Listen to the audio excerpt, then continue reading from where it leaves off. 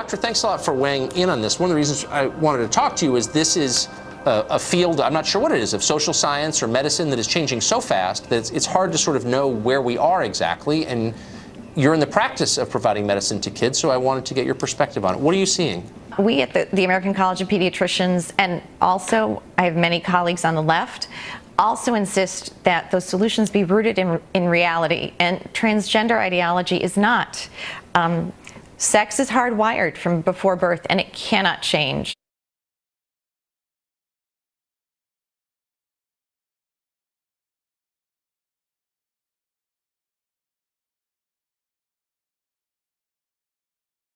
And that's why we've actually called this child abuse, because by feeding children and families these lies, children are having their normal psychological development interrupted.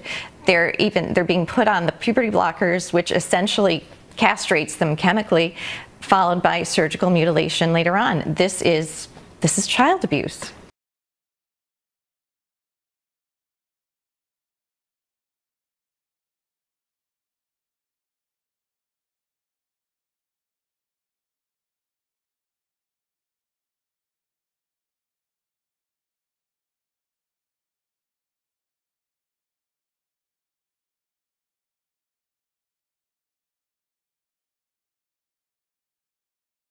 This is about science.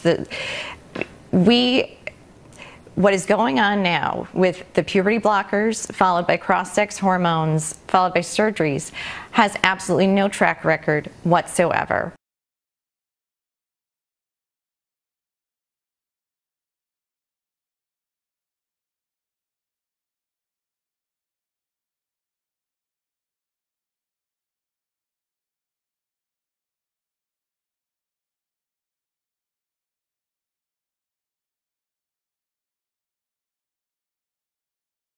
The loving solution for children who are ages 3 to 10, they engage in magical thinking. They don't know the difference so easily between fantasy and reality.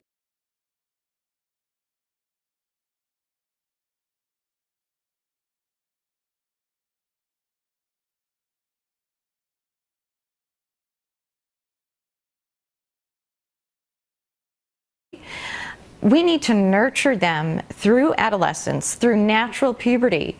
Our job as parents and physicians is to help children embrace their healthy bodies. And when this is done, once they get past puberty into late adolescence, as many as 95% will come to embrace their bodies and identify with their biological sex.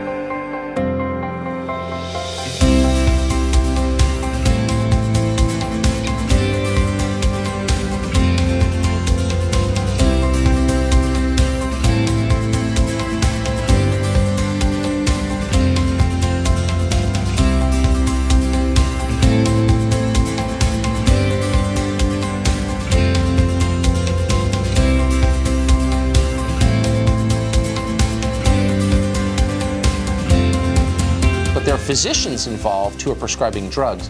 What do we know about the effects of heavy-duty hormones, synthetic hormones given to little kids, like long-term? Right.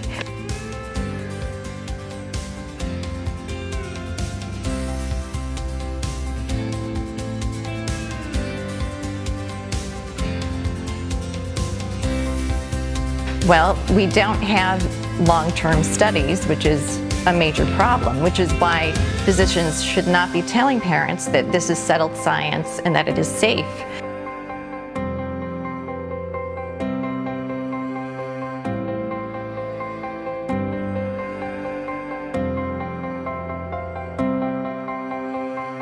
And as far as the cross-sex hormones, if you have a young child on puberty blockers who goes directly to cross-sex or sex change hormones, they become sterile. You're sterilizing children. They can't possibly, little children cannot possibly understand the risk of having a medication and then never being able to have children.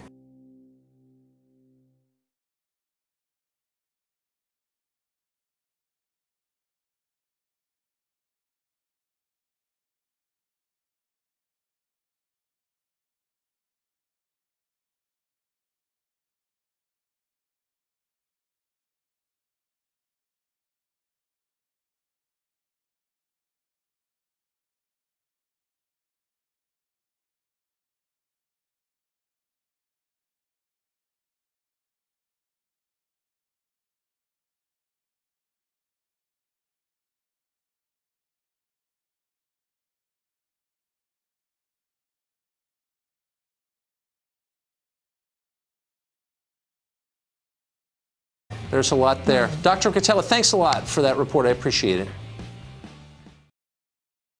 Our bodies declare our sex. Biological sex is not assigned. Sex is determined at conception by our DNA, stamped into every cell of our bodies. Human sexuality is binary. Either you have a normal Y chromosome and develop into a male, or you don't, and you will develop into a female.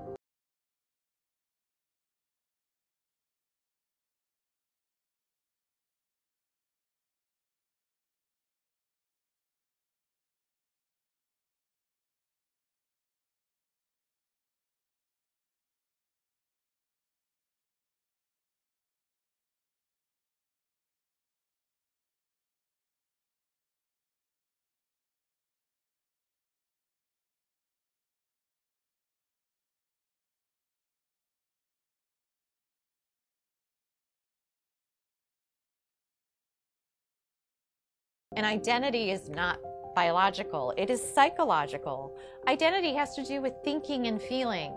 Thoughts and feelings are not biologically hardwired.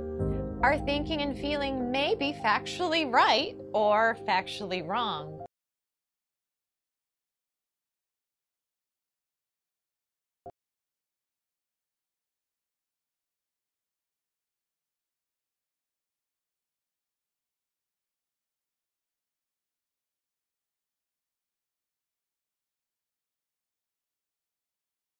For example, if I walk into my doctor's office today and say, "Hi, I'm Margaret Thatcher," my physician will say I am delusional and give me an antipsychotic. However, if instead I walked in and said, "I am a man," he would say, "Congratulations, you're transgender. If you want to cut off healthy breasts or a penis, you're transgender." Let's be clear, no one is born transgender.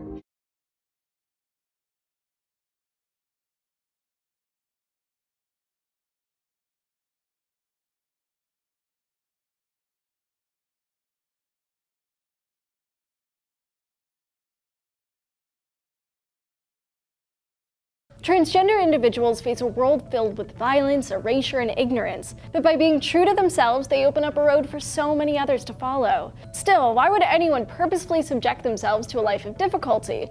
Well, it's not a choice, it's who they are, and science can back that up. One study published in the Journal of Neuroscience identified networks in the brain associated with gender. Using diffusion-based magnetic resonance tomography imaging, the researchers looked at the brains of people who are transgender as well as female and male controls. They found microstructures or connections to the brain that differed significantly between the male and female subjects. However, the networks in the brains of those who identified as transgender seemed to take up a middle position. The researchers also found a link between these networks and the amount of testosterone in the bloodstream, suggesting that sex hormones affect how these structures form in the brain. A small study published in the journal Psychological Science found that kids as young as 5 who identify as trans showed a consistency in gender identity. The researchers asked 32 transgender kids aged 5 to 12 questions about gender and under the implicit association test to see how kids identify with various things. Using the IAT, the researchers could see how quickly the kids associated gender with the concepts of me and not me. It's a fast test, so they don't have a lot of time to think about it, they just respond.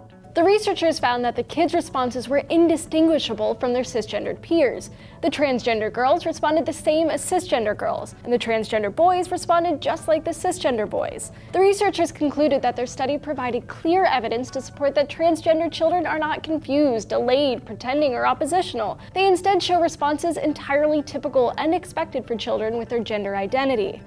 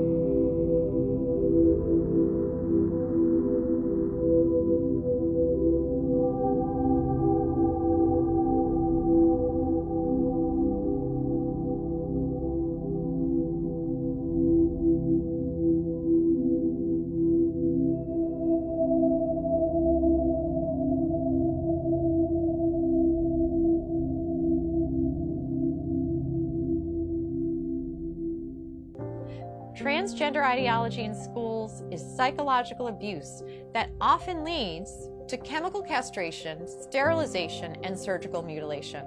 If that's not child abuse, ladies and gentlemen, what is?